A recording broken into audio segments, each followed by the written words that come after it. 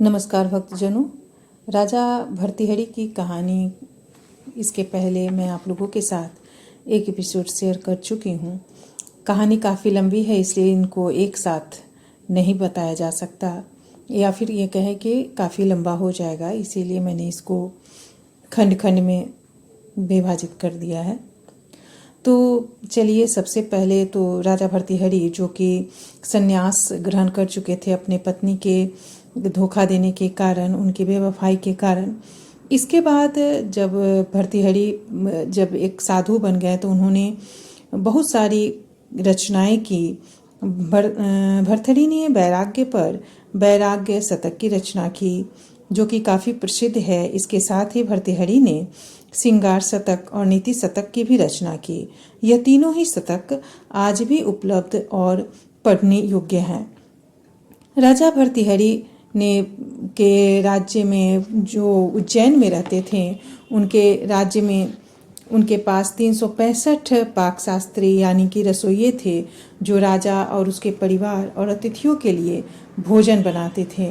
एक रसोइयों को वर्ष में केवल एक ही बार भोजन बनाने का मौका मिलता था, लेकिन इस दौरान भर्तृहरि जब गुरु गोरखनाथ जी के चरणों में चले गए तो भिक्षा मांगकर खाने लगे थे। एक बार गुरु गोरखनाथ जी ने अपने शिष्यों से कहा कि देखो, राजा होकर भी इसने काम, क्रोध, लोभ तथा अहंकार को जीत लिया और दृढ़ निश्चयी है। शिष्यों ने कहा, गुरुजी, ये तो राजा धीराज है, इनके यहाँ 365 तो बावर्ची रहते थे। ऐसे भोग विलास के वातावरण में से आए हुए राजा और कैसे काम, क्रोध, लोभ रहित हो गए। गुरु गोरखनाथ जी ने राजा भर्तृहरि से कहा, भर्तृहरि, जाओ भंडारे के लिए जंगल से लकड़ियां ले आओ। राजा भर्तृहरि नंगे पैर जंगल से लकड़ियां एकत्रित करके सिर पर बोझ उठाकर ला रहे थे। गोरखनाथ जी ने दूसरे शिष्यों से कहा, जाओ उसको ऐसा धक्का मारो कि बोझ गिर जाए। चले गए और ऐसा धक्का मारा कि बोझ गिर गया और भर्तृहरि गिर गए। भर्तृहरि ने बोझ उठाया, लेकिन न चेहरे पर सिकन, न आंखों में आग के गोले, न ओठ फरके। गुरुजी ने चेलों से कहा कि देखो, भर्तृहरि ने क्रोध को जीत लिया है। शिष्य बोले, गुरुजी, अभी तो और भी परीक्षा लेनी चाहिए। थोड़ा सा आगे जाते ही गुरुजी ने योग शक्ति से एक महल रच दिया। गोरखनाथ जी भर्तृहरि को महल दिखा रहे थे। युवतियां नाना प्रकार के व्यंजन आदि से सेवन उनका आदर सत्कार करने लगे। भर्तृहरि युवतियों को देखकर कामी भी नहीं हुए और उनके नखरों पर क्रोधित भी नहीं हुए। चलते ही गए। गोरखनाथ जी ने शिष्यों से कहा, अब तो तुम लोगों को विश्वास हो ही गया है कि भर्तृहरि काम, क्रोध, लोभ आदि को जीत लिया। शिष्यों ने कहा, गुरुदेव, एक परीक्षा और लीजिए। गोरखनाथ जी ने कहा, अच्छा, भर्तृहरि हमारा शिष्य बनने के लिए परीक्षा से गुजरना पड़ता है। जाओ, तुमको 1 महीना मरुभूमि में नंगे पैर पैदल यात्रा करनी होगी।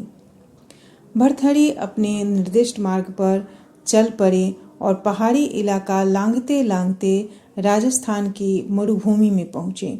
धधकती बालू, कड़ाके की धूप, मरुभूमि में पैर रखो तो बस चल जाए। 1 दिन तो 2 दिन, यात्रा करते करते 6 दिन बीत गए।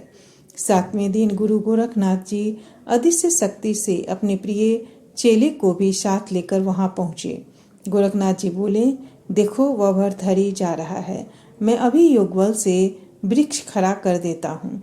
वृक्ष की छाया में भी ये नहीं बैठेगा। अचानक वृक्ष खड़ा कर दिया।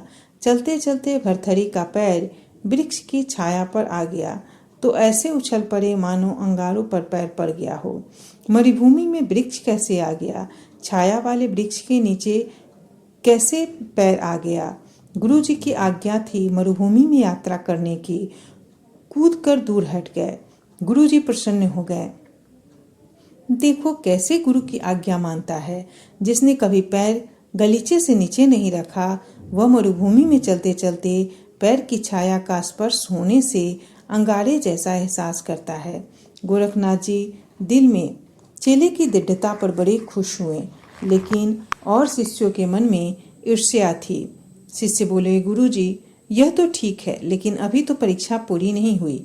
गोरखनाथ जी रूप बदलकर भर्तृहरि से मिले और बोले, जरा बोले जरा छाया का उपयोग कर लो। भर्तहरि बोले नहीं, मेरे गुरुजी की आज्ञा है कि नंगे पैर मरुभूमि में चलो। गोरखनाथ जी ने सोचा, अच्छा कितना चलते हो देखते हैं।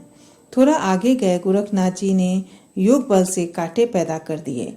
ऐसी कटीली झाड़ी कि कंधा फटे पुराने कपड़ों को जोड़कर बनाया हुआ वस्त्र फट गया। पैरों में सूल चुभने लगे, फिर भी भर्तहरि ने आह तक नहीं की।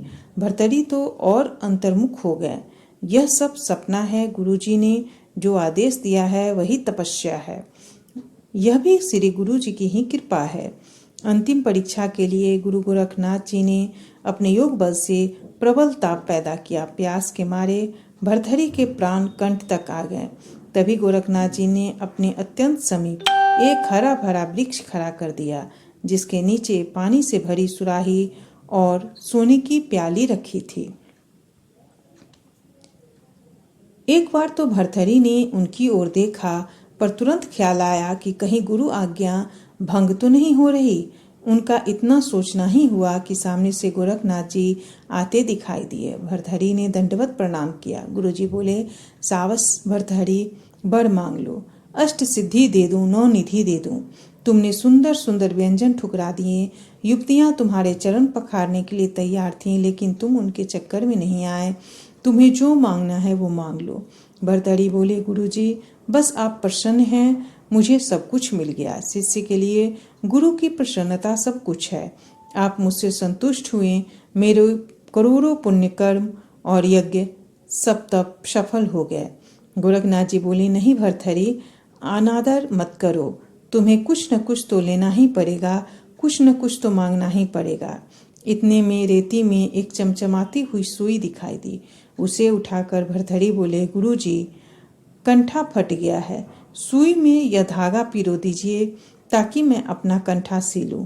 गोरखनाथ जी और खुश हुए कि हद हो गई, कितना निरपेक्ष है। अष्ट सिद्धि 9 निधियां कुछ नहीं चाहिए।